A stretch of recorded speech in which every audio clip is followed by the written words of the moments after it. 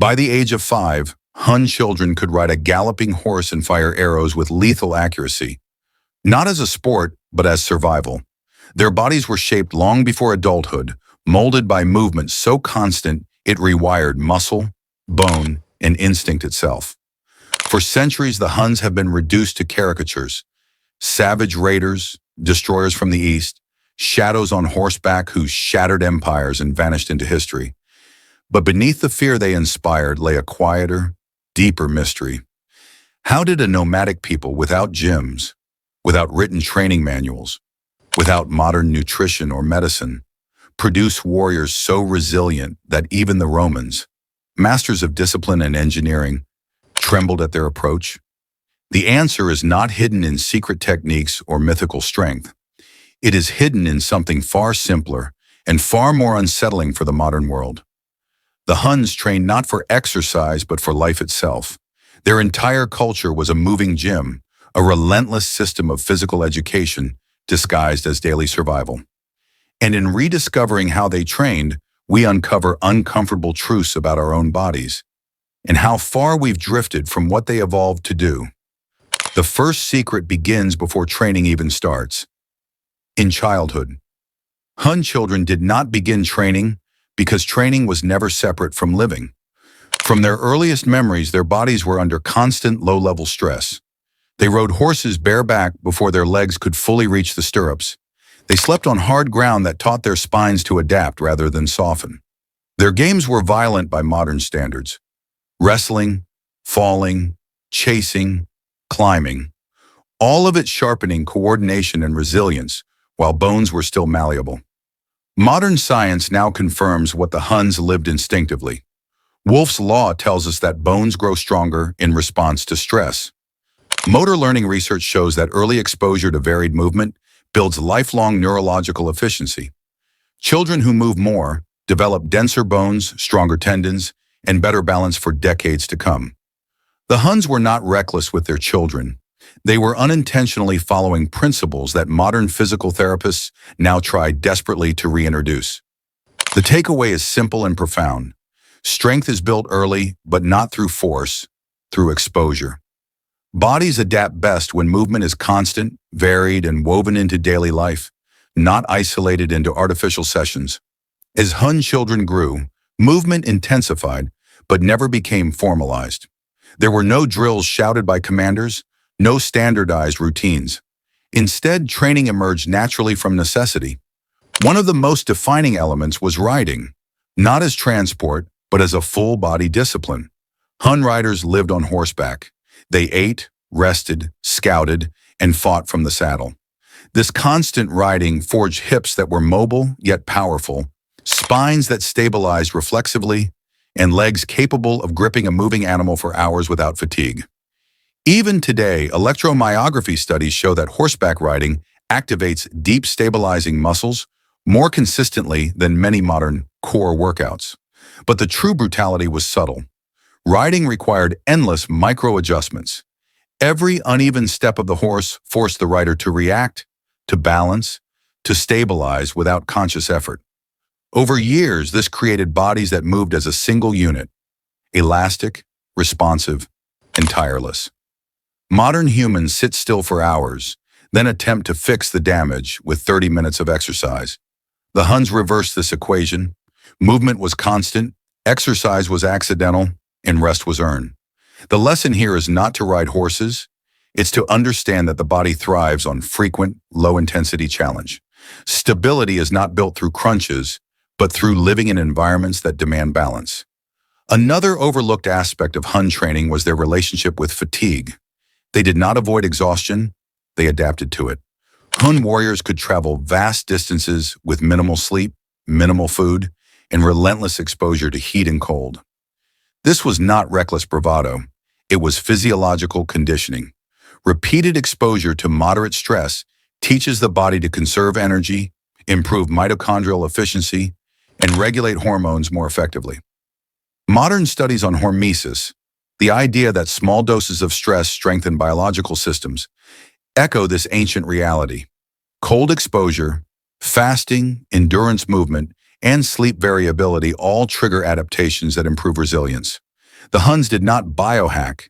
They simply lived in a way that demanded adaptation. Their calisthenics were not push-ups and squats. They were mounting and dismounting horses hundreds of times, dragging carcasses, drawing heavy bows repeatedly, wrestling with comrades and enemies alike.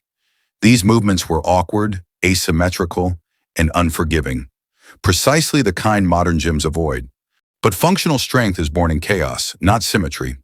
Studies comparing free, unstable movement to machine-based training consistently show greater neuromuscular activation and injury resistance.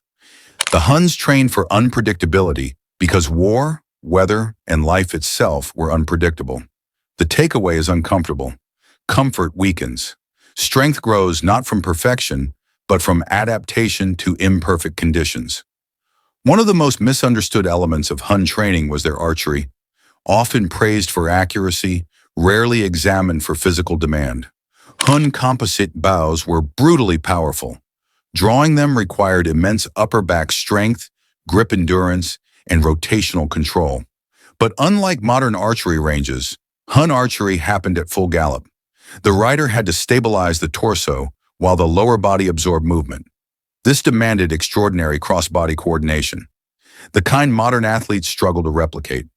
Neuroscience now shows that cross-lateral movements, where opposite sides of the body coordinate, strengthen neural pathways between brain hemispheres. This improves reaction time, spatial awareness, and even emotional regulation. The Huns were not just building muscle. They were wiring brains for speed and calm under pressure. This may explain something ancient sources often noted with fear. Hun warriors seemed unnervingly composed in chaos. Calm is not a personality trait. It is trained physiology. The lesson here is subtle but powerful. True athleticism integrates mind and body. Movements that demand coordination, balance, and focus build not just strength, but presence. Equally important was how the Huns rested. Contrary to the myth of constant brutality, rest existed, but it was natural, not scheduled. Rest came when movement ceased, when daylight faded, when the body demanded it. There were no alarms, no artificial lighting, no screens hijacking circadian rhythms. Modern sleep science confirms that natural light exposure and variable activity patterns improve hormonal balance and recovery. The Huns slept deeply because their days were physically honest. Exhaustion was real, not psychological. Their diet followed similar principles: meat, milk, blood, fermented foods, simple, nutrient-dense, and consumed when available. No counting, no optimization, just eating to fuel movement. Studies of nomadic diets show surprisingly stable metabolic markers and low incidence of chronic disease. Not because of magic foods, but because energy intake matched energy output naturally. The takeaway is liberating. Health does not require obsession. It requires alignment between how we move, rest, and eat. Perhaps the most important training secret of the Huns was not physical at all. It was psychological. Hun warriors grew up immersed in risk, falling off horses, facing wild animals, enduring storms. Fear was normalized. This rewired their stress response. Instead of panic, their bodies learned action. Modern trauma research shows that controlled exposure to stress builds resilience, while avoidance increases anxiety. The Huns did not shield themselves from hardship. They learned to move through it. This is why Roman accounts describe them as relentless, not because they were stronger, but because they were harder to break.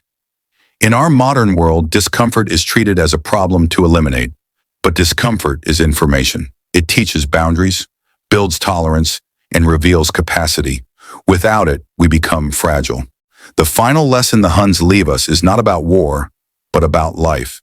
They remind us that the human body is not designed for stillness, predictability, and endless comfort. It is designed for movement, adaptation, and meaningful strain. Strength is not something we add on. It is something we return to. You do not need to live like a Hun to learn from them, but you can walk more, sit less, move awkwardly, carry heavy things, rest deeply, eat simply. Let your body experience challenge without fear. In doing so, you are not training for battle, you are training for resilience. For a longer life, yes, but more importantly, a fuller one. The Huns vanished as a people, but their bodies left a message written in bone and movement. We were meant to be strong, not shredded, resilient, not optimized, alive, not comfortable. And perhaps the greatest secret of all is this. The path back to strength is not forward into technology, but backward into honesty, listening to what the body has always known. Not how to live longer, but how to live better.